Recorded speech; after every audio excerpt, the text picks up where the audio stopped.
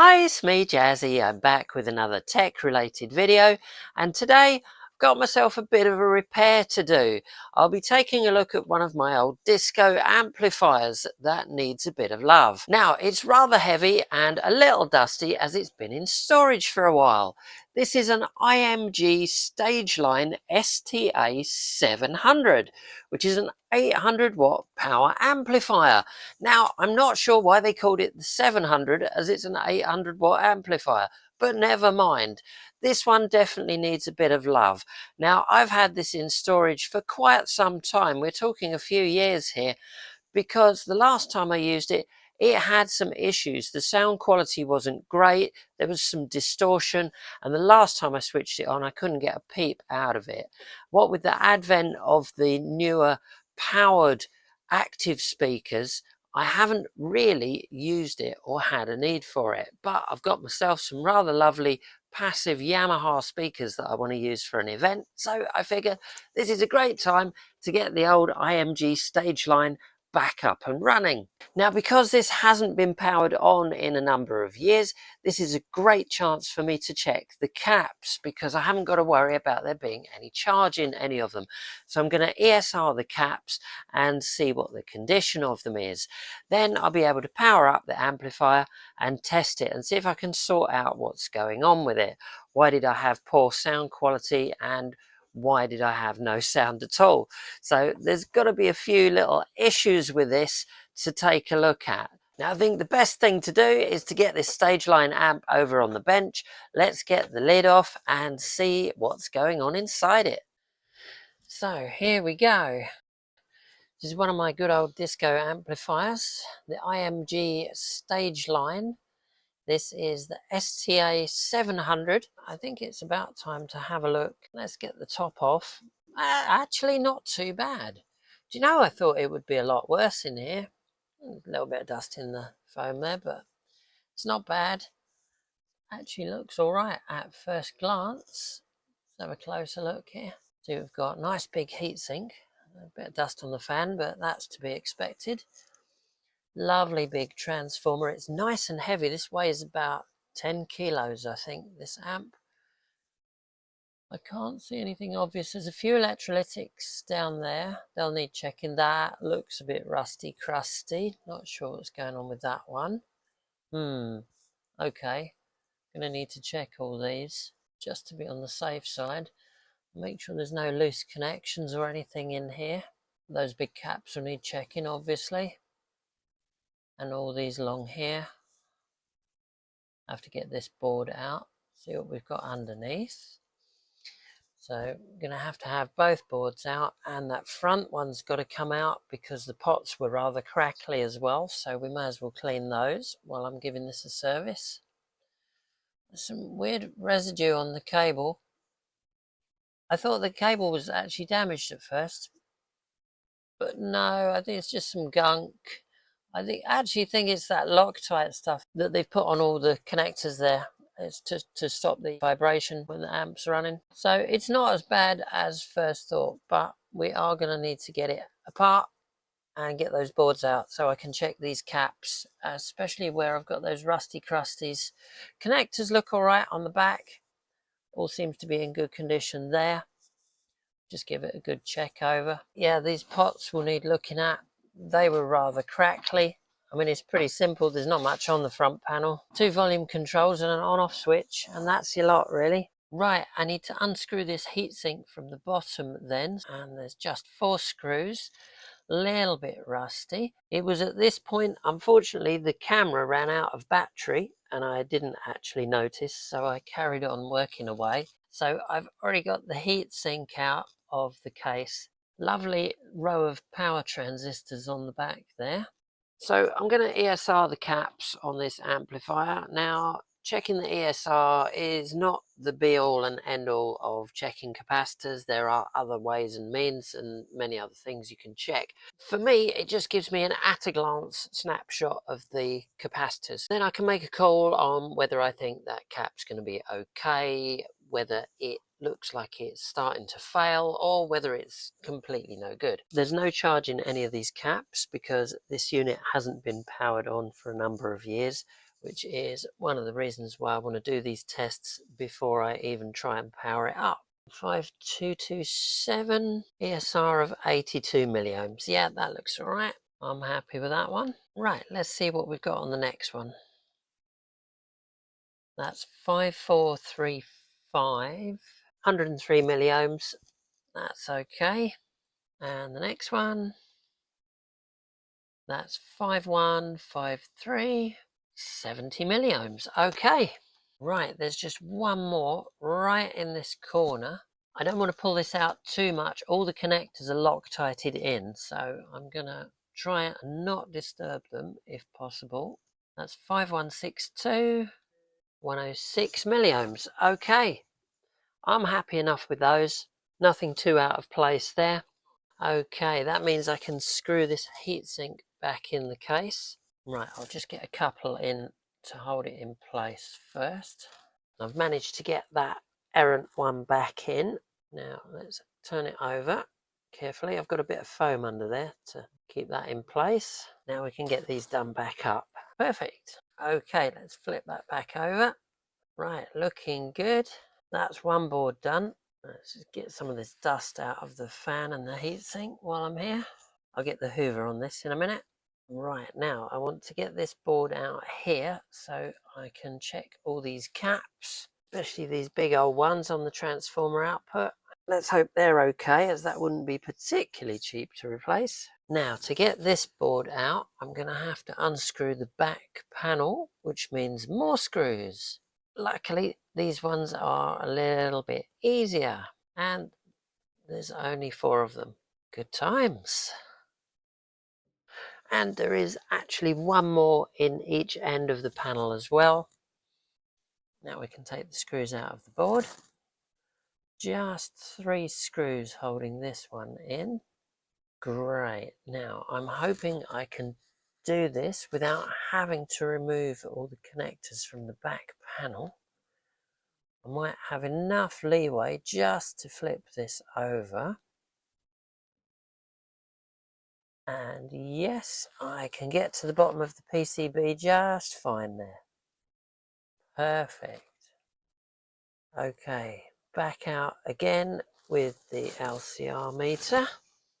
Right, let's start with the big ones. These are the ones that I'm hoping are going to be okay. Right, 7913, 485 milliohms. And what we got here? 7655, 418 milliohms. Yeah, okay, great. They are okay. Thank goodness for that. Now for the little caps. Right, I'm going to try the suspect ones. 8.2 microfarads. ESR is not looking great. Oh, that's 11.69 ohms. Doesn't look too good. And this one that looks rusty, 8 microfarads, give or take, 6.173 ohms. They don't look brilliant. Okay, that one looks alright.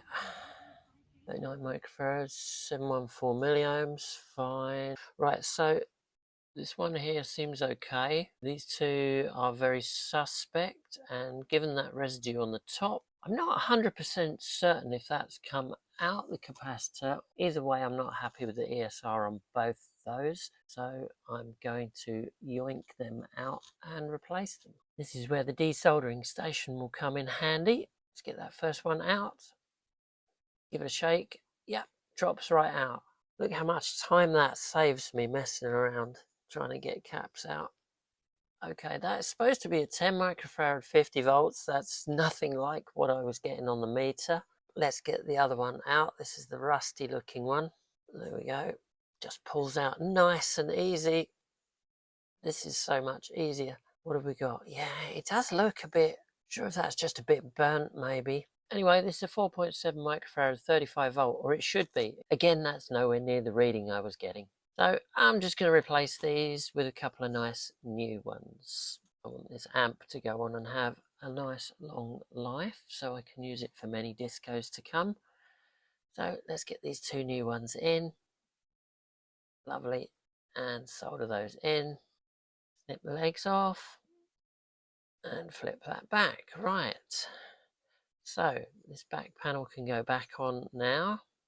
Got nothing else to suspect in there particularly. Get that little plug back in.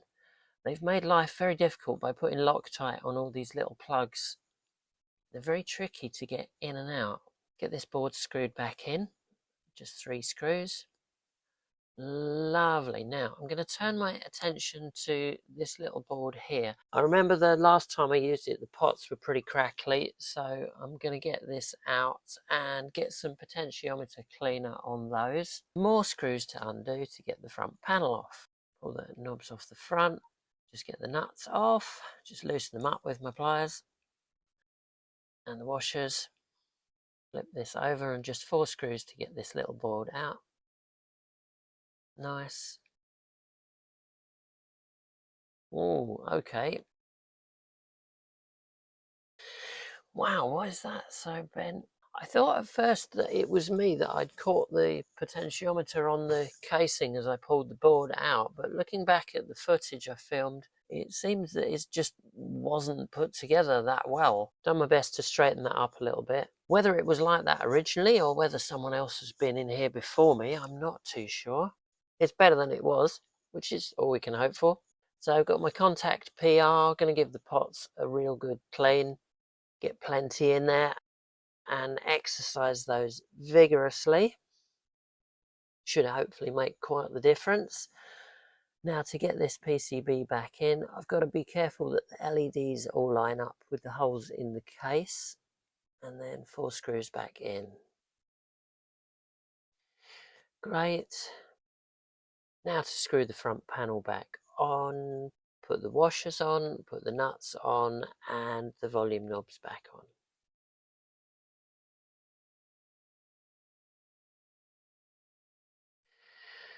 Lovely. Okay, we're ready for the first test. Going to use my Marconi oscillator here to put a signal into the amplifier. Hook up the oscilloscope and the ground. Put the ground into the amp and switch on. There we go, just takes a moment. Okay, let's put my test signal in. So let's turn the amp on.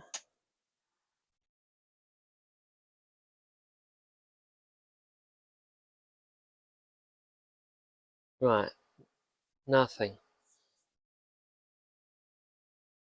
Alright, let's try the other channel.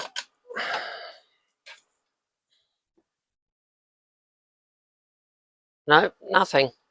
Right, where's our signal? Okay, so we're going to check if we've got signal going in, which we have. Where is our signal going? Right, let's try that with the other one. Signal. Okay, so signal is going in on both channels. Right, so we have the signal here. It's moving about a bit every time I touch the board. That might be a clue. We have now just a buzz. No tone, just a buzz. Although when I move the board... Wait. Yeah. Okay. Something is loose. Oh, it could be as simple as a loose connection then. Interesting. Okay. I think we'll power this off and have a look at the solder joints on this board again.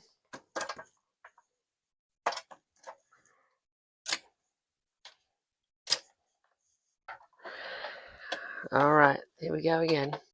Right, let's pop a bit of flux on. I'm just going to resolder these. This looks likely to be the culprit. Every time I touch this connector with my scope probe, the signal fluctuates.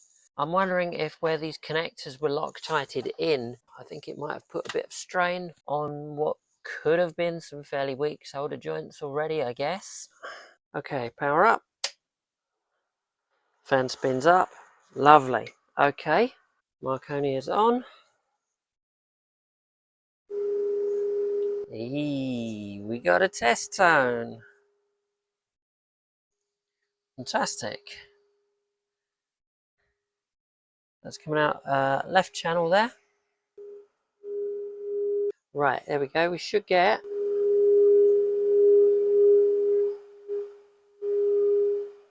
beautiful. Very nice. That's just the camera causing the flicker, but there we go. There we go. Can even make it sing. Look at that. Fantastic. Left channel good. I'm going to swap to right channel. There we go.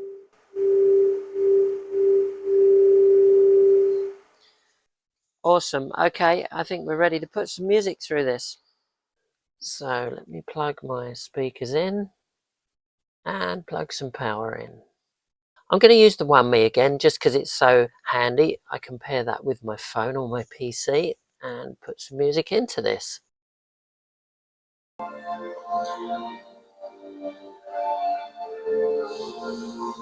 we go. Another one done.